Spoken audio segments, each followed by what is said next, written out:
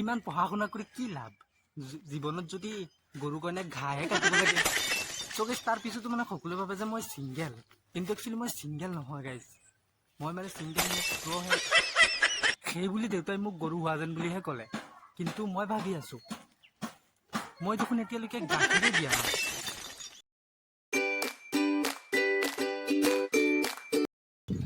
So' hello' guys, good morning and কি খবৰ? আশা কৰোঁ সকলোৰে খবৰ ভাল। আৰু আজি ভিডিঅ'টো মানে ষ্টাৰ্ট কৰিছোঁ ৰাতিপুৱা ঠিক 6টা বজাৰ পৰা। মানে চাহ খাই গাইজ আৰম্ভ কৰিছোঁ। মানে সৰু থাকোঁতে মানে মায়ে কৈছিল যে চাহৰ লগত ইমান চেনি নাখাবি, পেলু হ'ব।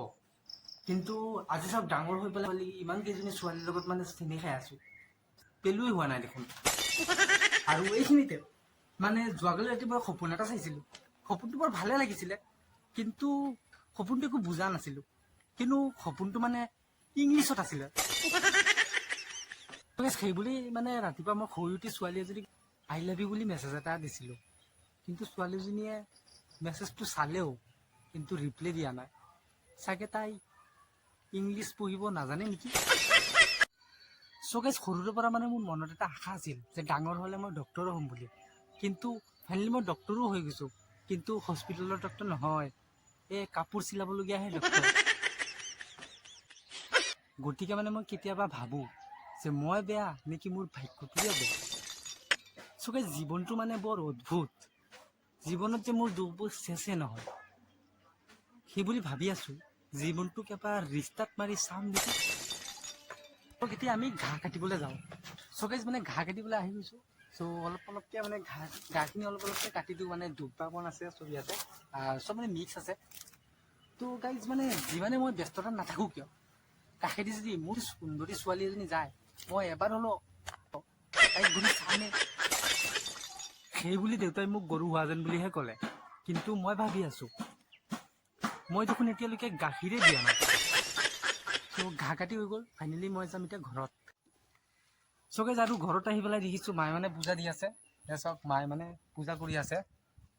চাওক, মায়ে পূজা কৰি আছে। এইটো কি দি আছে, ইয়াতে মানে পাঁচটা পাণ দিছে, পাণ 5টা দিছে। তাৰপিছত পানী দিছে, আৰু মানে গিলাচত মানে ফুল আৰু আমপাত, তাৰপিছত বুৰি বন দিছে। আৰু তাতে মানে চব ফল মূল দিয়া আছে, চব ফল মূল দিছে। আৰু ইয়াতে মানে কেঁচা চানা দিছে আৰু চাকি জ্বলাব। তো এতিয়া মানে তুলসী পাৰি আছে মায়ে। আৰু চাওক, মায়ে মানে কেঁচা চানাত, তাৰপিছত গামলাত মানে ফল মূলত আৰু পাণত তুলসী পাত দি আছে। তুলসী পাতটো কিয় দিয়ে? পূজা নাখায়। মানে একচুৱেলি মানে তুলসী পাতটো যদি আমি নিদিওঁ, মানে আমাৰ হিন্দু ধৰ্মত যেনেকে তুলসী পাতটো দিবই লাগে, ঠিক তেনেকুৱা মানে আমি যদি তুলসী পাতটো মানে আমি ফল মূলত মানে নিদিওঁ, তো আৰু পানীৰ গিলাচতো দিব লাগে।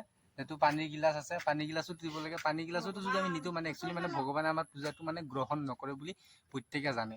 চ' গাইজ, আজি মানে আমাৰ গৰুজনী মানে পেটটো একেবাৰে ভৰ্তি হোৱা নাই বুলি, সেইবুলি মানে মই অকণমান খেৰ অকণমান ল'বলৈ আহিছোঁ মানে অলপ মানে খেৰ অকণমান ল'ব লাগে, যিহেতু আমাৰ এই খেৰৰ ফেনটো দিয়া আছে।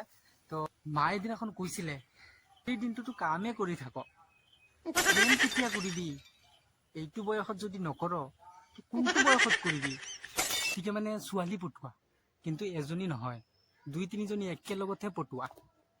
চ' গাইজ, তাৰ পিছতো মানে সকলোৱে ভাবে যে মই ছিংগেল, কিন্তু একচুৱেলি মই ছিংগেল নহয় গাইজ। মই মানে ছিংগেল মেক্স প্ৰ'হে। গতিকে মই মানে ছোৱালী এজনীৰ লগত চেনি অকণমান খাইছিলোঁ, যে তাইকো অলপ চেনি দিম বুলি। কিন্তু চাওক, এতিয়া তাই মোৰ চেনি নাখাই বেলেগৰ ঘৰত গৈ নিমখ পাতহে খাই। আজি মানে ৰাতিপুৱা মানে ভণ্টিৰ পঢ়া এৰাই ভণ্টিক মানে গৰুজনীৰ কাৰণে অকণমান ঘাঁহ কাটিব দিছোঁ, মানে ঘাঁহ অলপ তুলিব দিছোঁ। আৰু এফালে মানে ভণ্টিয়ে মানে আমাৰ গৰুৰ কাৰণে মানে ঘাঁহ কাটি আহি মানে ইয়াতে বহি মোবাইল টিপি আছে, কাম কৰি আছে। মায়ে মানে শাক কাটি আছে, মায়ে মানে শাক কাটিছে। শাক কাটি মানে শাকটো চেপি পেলাই মানে ৰসটো চব উলিয়াই দিছে। তো ৰসটো উলিয়াই দিছে, এতিয়া খালি অকল শাকটোহে আছে। মানে এইটো ভাজিব, ভজাৰ পিছত মানে বৰা কৰিব, তাৰপিছতহে আমি খাম আজি। চ' গাইজ, গতিকে মানে মই কৈ আছোঁ যে ইমান পঢ়া শুনা কৰি কি লাভ? জীৱনত যদি গৰুৰ কাৰণে ঘাঁহে কাটিব লাগে। চ' গাইজ, প্ৰতিটো জীৱ জন্তু মানে প্ৰত্যেকতে মানে পানী লাগে, যিটো পানীয়ে জীৱন আৰু পানীয়ে মৰণ। যিটো পানী খাই মানুহ বাচিও থাকে, পানী খাই মানুহ মৰিও যায়। চ' গাইজ, আমাৰ গৰুজনী মানে পানী খাই শেষ কৰিলে। তো তো এতিয়া মই যাম গা ধুব। চ' গাইজ ফাইনেলি মানে মই গা ধুই আহি গৈছোঁ। তো মই আপোনালোকক এটা কথা কৈছোঁ, যিহেতু যদি আপোনালোকৰ তাত মোৰ ভিডিঅ'টো ভাল লাগিছে লাইক কমেণ্ট শ্বেয়াৰ আৰু ছাবস্ক্ৰাইব কৰি দিব। আজি ভিডিঅ'টো ইমানে আছিলে, তো ধন্যবাদ।